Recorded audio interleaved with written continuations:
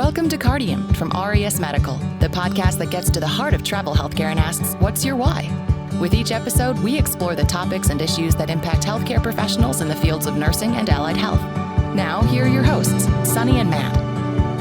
Welcome to another episode of Cardium. If you're a subscriber, welcome back. Thank you for being part of our Cardium family. If you're a new listener, thanks for stopping by.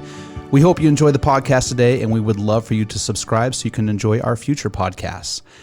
I am Matt Neal. I am not joined by my partner in crime, Sunny. She is not with us today, so you've got me solo. I'm really excited, as usual, about our topic. We're going to talk about one of the most important parts of getting a job, besides taking the first step of looking for the job, is how really to nail that interview. And I've got a couple experts that are going to help me kind of walk through this process, really lend their knowledge and experience about what they've seen, and really from two very different points of view. And I really want to bring them on board so we can get right to talking about it. So joining me today, a couple folks, Maribel Torres and Richard Koosgaard. So welcome to you both. Thank you. Thank you.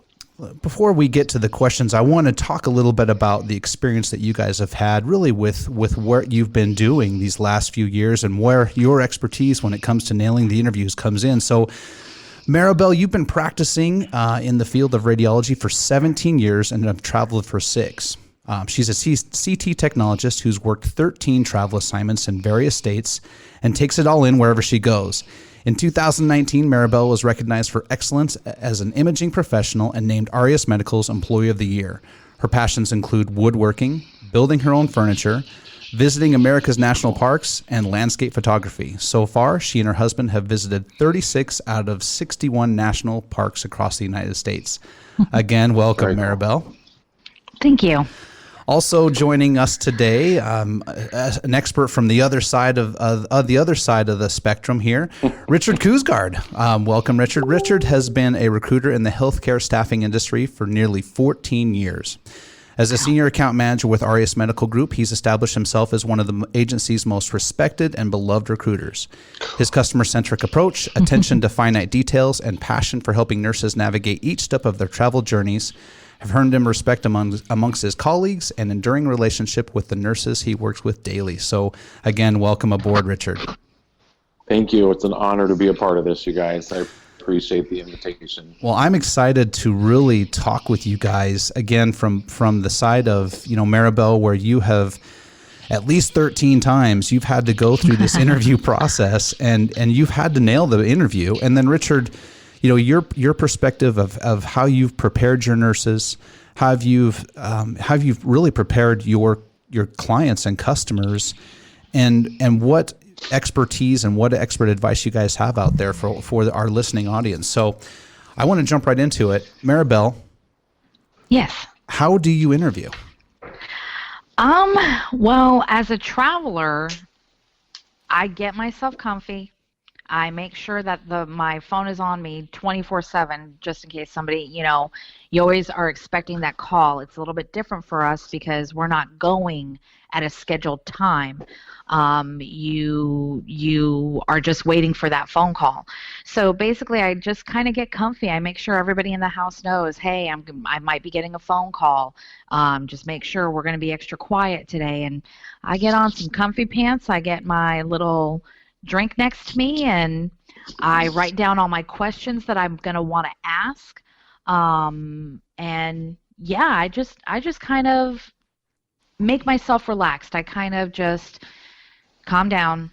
It's just talking one-on-one with someone, letting them know what you can do, finding out what they need you to do, letting them know whether or not you can do that, and moving forward from there. Yeah, that's really, I think it's great advice for how to mentally psych yourself up and really get into the mindset of I need to be open and I need to be relaxed and I need to be honest with whom I'm interviewing with. And I'm curious, Richard, from your point of view, do you advise the same thing of the nurses that you speak with, similar to what Maribel is talking about how to physically prepare for that interview? Yes, there are definitely those types of questions that come up, especially when you're dealing with a new traveler that is just rolling into this whole experience. It's like, what am I supposed to expect? And, you paint the picture of the luxury part of not having to worry about going somewhere, being on time, are you delayed in traffic? But again, what Maribel spoke to about being prepared, what to expect. Here's the area code that you can expect. That's what I've done with a lot of my travelers, if not most of them. And that way they know if they see that particular area code, it's coming in from that area, and it's probably the hospital trying to reach them. We talk about, if you are home, how to be comfortable. If you are at work, how to excuse yourself from that call, but make sure you get the right contact information to get them called back. And we always coach this, I do anyway, don't let it ever interrupt patient care. Sure. Mm-hmm. Let it go to voicemail, and if you don't have a number to return a phone call to on that voicemail, get a hold of me and we'll take the next process. But put yourself in a spot where the conversation can be in tune. It's speaking back to what Maribel said, hopefully you've got a great recruiter that knows how to explain the job, or if it's through a vendor or VMS process, they don't know a whole lot of details about the facility, then you prep them on that stuff, on those types of questions to ask. What are they going to expect from me? What are you going to be expected to do when you get there? Those questions about equipment, the brands, the charting, what's my orientation going to be like? What's my first week schedule look like? And if they aren't thinking about those things already, which some of them are, you coach them that direction so that they can think outside the box of what their norm is. And again, speaking to a new traveler anyway, and then that way they can have that perspective going in, thinking about those things that I do every day, what are they wanting from me and how am I going to be able to contribute?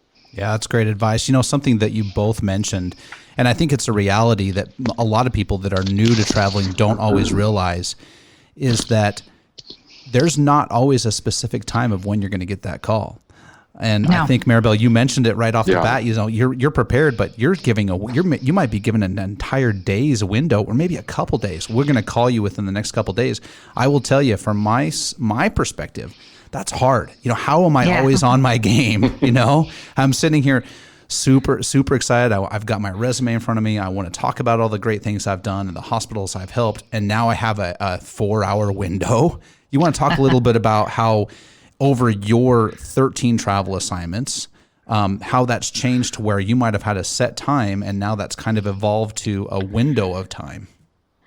Well, actually, what I've noticed, I call it the 24-hour rule. I don't know if it's just applied to me. I've been lucky.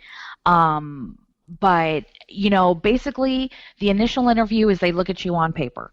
So they already kind of know, whether or not they're going to call you or not. So it's, that kind of gives you the incentive. Knowing what I know and what I do, I call it the 24-hour rule. If I don't get a call within 24 hours, I probably don't have the job. That's happened to me a couple of times. Again, I think it's just probably me. Maybe that's just something in my head. But usually I've gotten a call. I've my account manager call me and say, hey, I'm putting you in for this job. A couple hours later, I might get a call. A couple hours later, I might get an offer. So I've actually been very lucky in that respect, that I know, okay, guys, especially the people around me who, my husband who I live with, and, my stepdaughter and all of that in the house, I'm letting them know, hey, next 24 hours, if my phone rings and I say, okay, everybody out, then they know. They're very accommodating to me. So I call it my 24-hour rule. If I haven't gotten called within 24 hours, I kind of know maybe I'm not getting a call. There was maybe a better candidate or something like that. Yeah, I think that's this day and age where, again, it really does depend. And I think with your experience of how many assignments that you have interviewed for, I think that speaks volumes for kind of what your expertise. Yeah, and you're probably not betting the farm on this one job. It might be the ideal job, location, a really great hospital that's got a great situation where you can go in and really help, but you're not putting all the eggs in that basket for sure. And if you don't get the call, you're moving on to the next one and working with your recruiter to help you out on the next one. I'm curious, Richard, from your point of view, you worked with lots of nurses, and I would assume hundreds of nurses that you've coached through the interview process.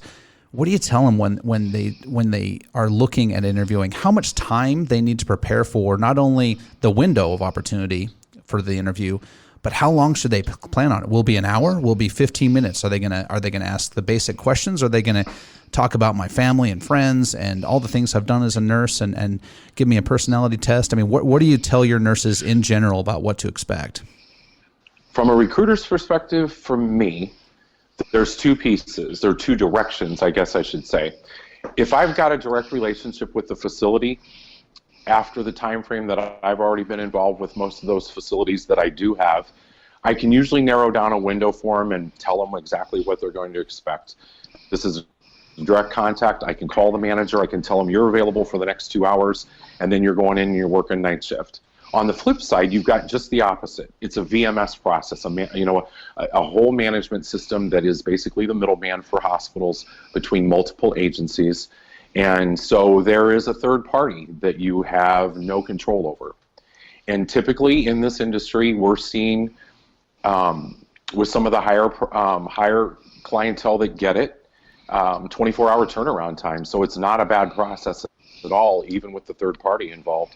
However, the norm is not that. It's typically more 48 to 72 hours.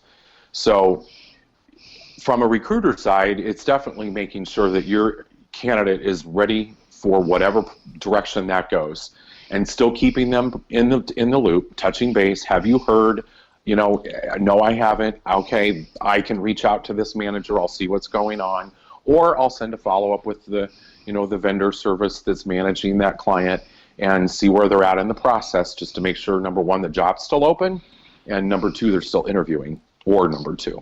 Mm-hmm. So that's kind of the direction that I go with both of those, and any good recruiter should know before they submit you what that is, and should be able to explain that to you so you know what those expectations are, especially with a new traveler. I think that's only fair.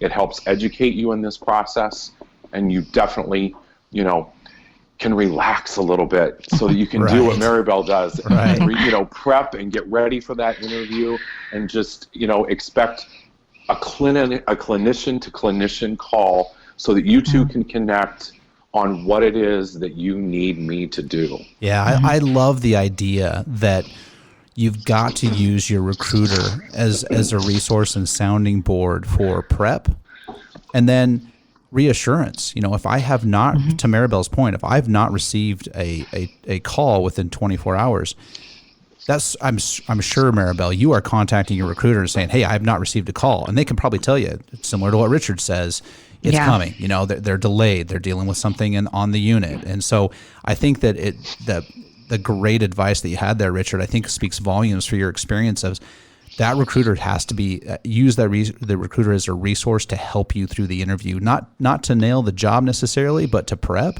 and what to expect, and then to kind of be the lookout for you of what's going on with that hiring manager. I love the clinician to clinician conversation, and that's really what it is. It's you're there helping out. They need help. I mean, the need is obvious. So I love that. Maribel, you and I, when we spoke earlier, can I jump in? I don't mean to interrupt. Go for it. But I just got a vision of something else that we deal with when we're talking about these third parties and our vendor management systems that leave us out of control, basically. And at my age, I'm a control freak, so I like those one-on-one relationships and stuff. But if I 29, can't manage, is that what you're saying? 29? Your age of 29, Richard? Yeah, exactly. Not. But anyway, with that being said, hey, Maribel, this is a guinea pig relationship with me. I don't know anything about this hospital. Here's a template of the stuff I need you to ask, because it's only going to help you understand what that job's about, and then it's going to help me understand the next time they've got an opening, how do I pitch this to this person and make a better, more accurate picture so they know what to expect going into the interview and they aren't surprised about the unknown. So there's another piece of that too that I definitely will groom and let them know, look, I don't know. Yeah. And if you get that message across and you let them know that, look, I need your help with this because we need to be able to help you help others too, there's usually good success with that, and they really understand what it is that we need. And the candidates that we're working with, allied or nursing both, it doesn't matter. They get our message when we say we just don't know. Yeah. That's great advice. And I think along those lines, I think it's, the information gathering, the prep work that you can do with your recruiter is so crucial, and you've got to have a good relationship with your recruiter. And I think that you nailed it, Richard. One of the things I wanted to ask you, Maribel, in regards to the information that you're gathering, how much do you research who you're interviewing with? To Richard's point, how deep do you get into who is the hiring manager, or what is their department like? What is the hospital like? Do you have an opportunity for that? And if so, how far do you go? Actually, as far as trying to find out who I'm speaking with, I just mainly in my experience, what I've gotten was, okay, it's the manager or it's the lead tech. That's kind of all I get. The research that I do absolutely do is when I'm presented with a job and get submitted for a position is I check out the hospital. How big is the hospital? And that kind of gives you an idea of, okay, this is going to might be a straightforward look. We need help. We're a big facility. We're super busy. These are the type of patients we're doing. You kind of have an idea of what you're getting into.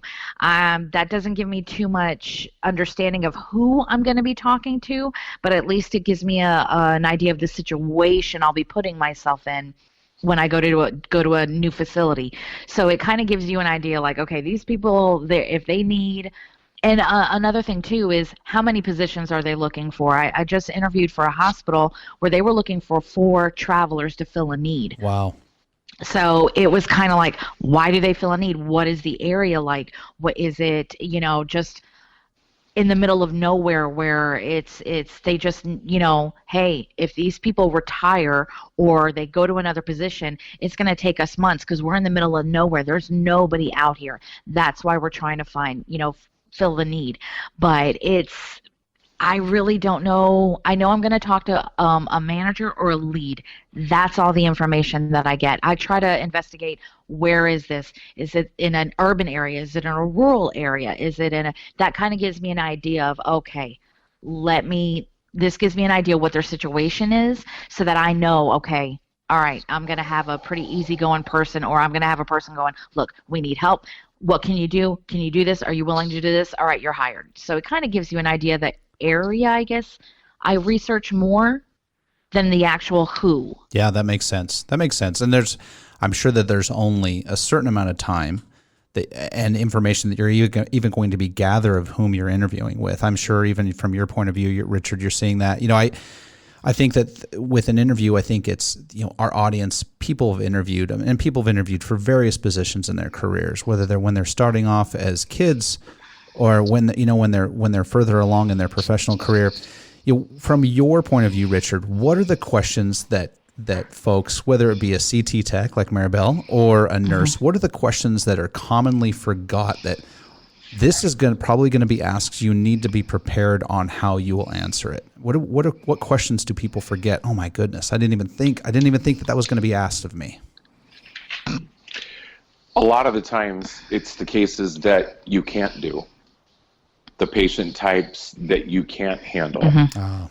And I don't know too much about your side, Maribel, because I'm on the nursing side, obviously, and we really just, on the way our structure is with our company, it's just more structured so that we have a better main streamline focus. So, but from a nursing perspective, just because of the time frame, I get some of the patient acuities and the float situations and, what's expected of the certain hospitals that I service in particular. But at the same point in time, where are you at with that? What's the culture of the area you're going to? Is it rural, like you said? Is this a huge metropolis? And any good recruiter should have some analytical skills based on your resume of experience and really what's going to be the best fit for you too as far as the area goes. Are you a New Yorker coming to West Virginia for the first time? Because if so, we need to talk about culture and we need to talk about what you're going to see and deal with in this particular part of the country. Or are you going to LA? Or are you going to Alaska? You're a Georgia girl going north, clear up to North Dakota. We need to have some discussions about culture, the area, the tenor and beat of the city. Just all of those pieces, I think, from a recruiter perspective, are good things that we need to be able to focus on as well, as far as helping them prep for that particular interview also. I love that. I love the preparation. And I think that the first part of what you were saying there is that what are you truly challenged with? What can't you do?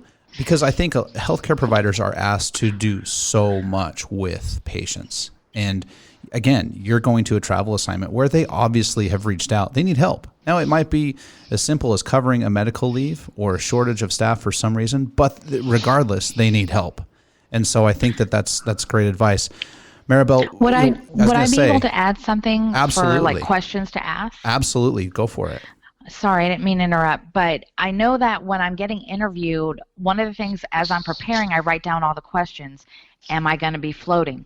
Am I going to be, is there a certain color of the uniform you guys want me to wear? Because I hate getting to places and going there with a regular uniform and they go, oh yeah, we wear black. It's like, okay, so now I've got to find in an area that I'm unfamiliar with new uniforms to suit the department that I am. So I ask about uniform color. I ask if there's going to be call. I ask if, in my case, maybe not so much with nursing, but sometimes I work by myself. I would like to know that. I don't mind working by myself. I think. Good point. Yeah, when you work by yourself, it's a whole different animal. You are it. That's it. Do I have a protocol book to reference to? Is there going to be resources? A lot of times I call myself a weekend warrior. I love working the weekend overnights. Got no problem with it. You young people keep your Fridays and Saturdays and Sundays. I'll take the, during the week stuff. But who am I going to call at 2:00 in the morning on, Sunday night when I have a question because there is not a protocol book? Those are the little things I like to ask in my interview to make sure, is this a good fit for me? With my experience, I'm golden. I can work by myself. I'm okay. But a new person coming out of school or deciding to travel for the first time, maybe it's better for them to work with other people as well so that they have somebody there, kind of giving them a little boost. Yeah, you got this. You know what you're doing. Keep moving forward. Move forward with patience. That's one of the biggest things. Another piece of that, too, is, again, going back to the recruiter, interviewing the candidate first. Yeah. Why in the world would you take a nurse or a tech from a level 1 trauma center out of a metropolis of 5 million people and stick them in a 25-bed critical access facility in the middle of nowhere in a town of 340? I think that's a great challenge. Yeah, you got the skill sets, but like what Maribel was saying, the resource pool and what's available and what's going on in that kind of a facility is extremely different than what's available at a level 1 trauma teaching facility. So it's a little bit of a shock when you get there and you don't, you're like, well, where's this? Don't you have this? Why don't, so know what you're getting into. Like, what do you guys do? What, do I have the resources? And I've actually, very few, but there's been 1 or 2 interviews where I'm like, you know what? I appreciate your time, but this does not sound like a good fit. Yeah, thank you so much. In the future, it might be better, but those are the ones that are tricky. You want to succeed. You want to help them. You don't want to get there and realize that, you know what, I'm not good for this. They should have had somebody who knew how to handle this situation better than I could. That's great. Yeah. I think being honest with it, be willing to take that leap.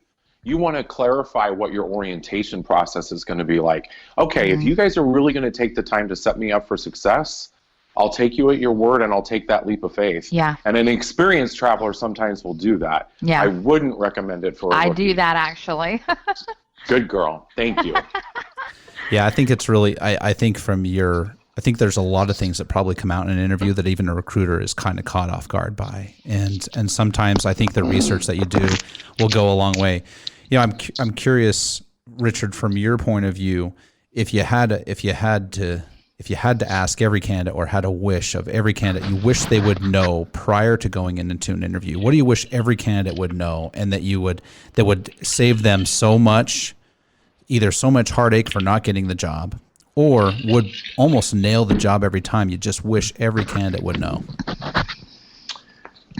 That we need to talk. Yeah. Right out of the gate. I mean, social media has done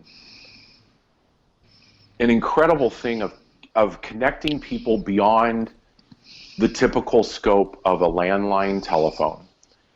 And 14 years ago when I started, that's all we had.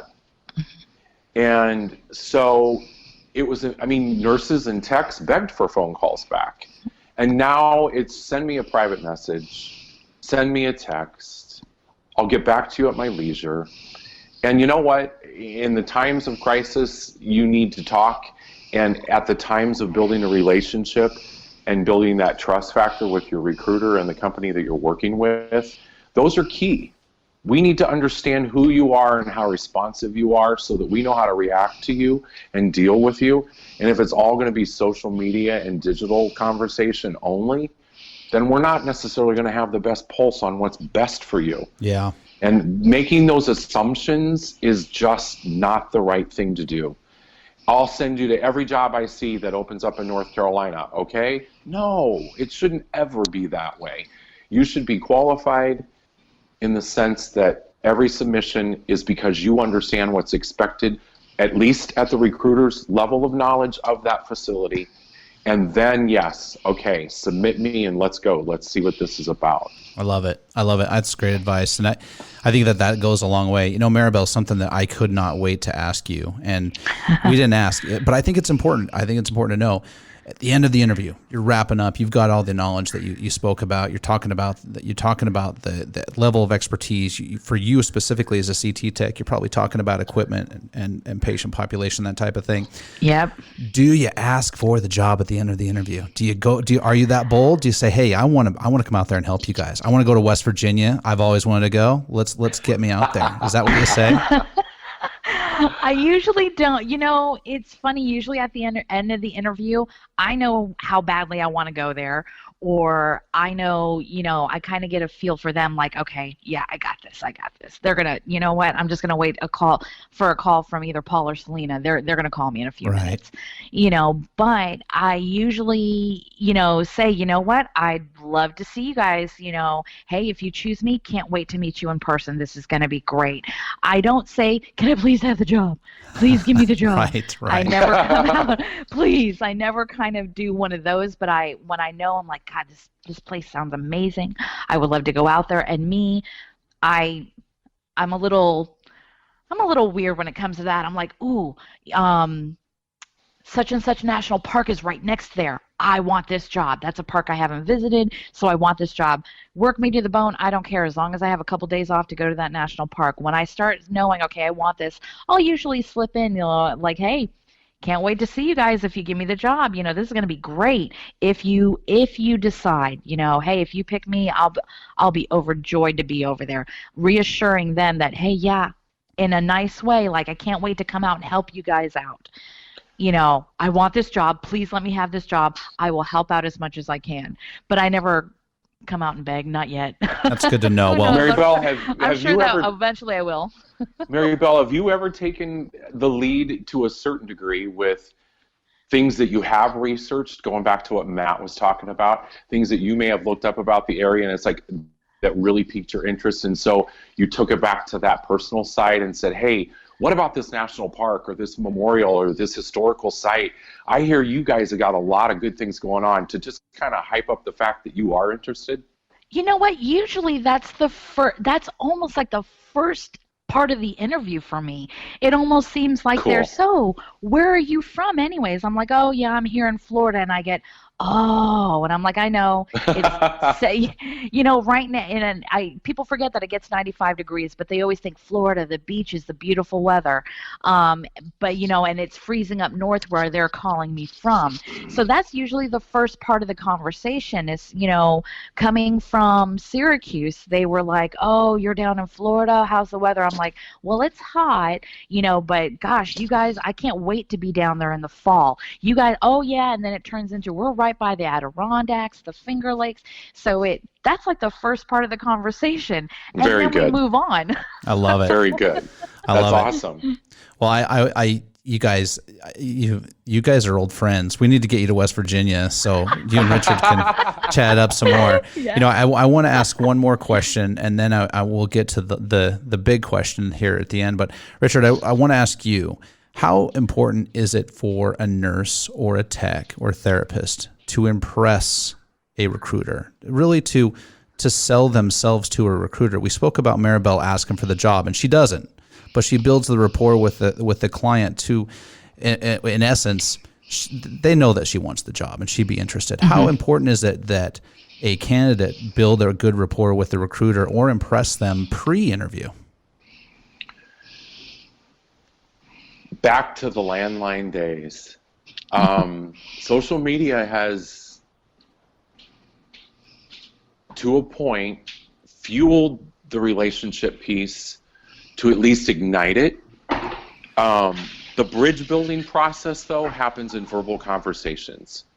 And so it's critical in my book to take the time when a recruiter asks you, are you working days, are you working nights? Is it better to call you first thing in the morning before you crash and burn from a night shift? Or is it better to call you later in the afternoon, before you go into work when you're having your first cup of coffee? Those things are critical. Be honest with them. And if you're going to be available, or tell them that you're going to be available for a conversation, then be available, especially if they're taking the initiative to be responsible to call you back when you told them to. Yeah. When you disregard that immediately, for me, starts dissimulating that whole level of trust factor. And it's like, okay, if this is the kind of working relationship that you're going to have with your employer, how am I supposed to trust you doing what you're supposed to be doing in the hospital that we're sending you to with the patients that you and I are both responsible for to take care of? And that's the way I view this. Sure. I mean, I am not called at all whatsoever to do what you guys do in the healthcare field. None of that appeals to me. It's not my heartbeat. But this piece of it, being that liaison between the medical professional and the hospital client, and understanding what the hospital needs, understanding what my traveler needs, and making a good match and a good marriage per se, and creating that partnership that says, wow, that's all I know how to contribute my piece to this industry, and that's all I want to do is be the best at that. That's it. I love that. I think that is a great way to carry this out. I could talk to you guys for hours, and I really appreciate your time. Maribel, I appreciate your time before you head off to your next assignment. And Richard, I appreciate your time before you find that nurse their next job. Before I let you two go, we asked this of all of our guests, and this is a big one. If Sunny were here, she'd be crying already. So I want to ask you, and Maribel, I'm going to let you go first. We love to ask this question, and I think it's great from your perspective as a CT tech. Maribel, what is your why? You know what? I've thought about this, and I wish I had something profound to leave you guys like, wow. Yeah, no, I don't have that. I wish I did. But honestly, my why is I get bored, man. I want to go see things and do things, and the best way for me to do that is being a traveler. I meet a ton of people when I go to all these new places. I never get bored. I wrote down a few little tiny notes over here. Staying in one place for so long, which I have done. I was at my first job straight out of school for 11 years. Wow. They made me the tech who I am. It was a level 1 trauma center. I learned what I know, have the confidence that I have because of them. I can't thank them enough. That being said, it was kind of like, all right, now what? Now what? I want to do something more. I want to do something more. Being a traveler and doing what I do gives me that opportunity to do that. I am never bored. I learn something new going to different facilities and like, oh, I didn't know the machine did that. I've worked on GE for 10 years. I never knew that button did that. I will never become stagnant because there will always be something new right around that corner. I think that's a great why, Maribel. And everybody's why is unique to them, and they're all special. So it's yours, and you own it. Yeah. And I love it. Thank you very much for that. Thanks again for joining us. You're welcome. Richard, your turn. You've had a lot of time to think about this. Oh, this is rough. Mr. Kuzgard, I think what I is your jumped the why? gun, though, because my last the last part of that last question that I just gave, as far as, I'm not called to do what you guys do. I can't fathom even. I've got a good comprehension and understanding, especially after the time frame that I've spent doing this. But, and I've got kids and grandkids, so that side of it, I get a little picture of the L&D side, labor and delivery. I just because of that connection. But my contribution is just a level of customer service to my client, the hospital that we're serving, the clinic that we're serving, the outpatient surgery center that we're serving, and to the candidates that I'm working with, who I am, what I'm about, being real, and just being personable, owning that relationship with them, holding myself accountable, holding them accountable to make the best contribution that we can to the healthcare field. Mm-hmm. That's my why. It gives me purpose, and it's very, very satisfying to know that at some level or another, even over the phone, I've contributed to healthcare. I love it.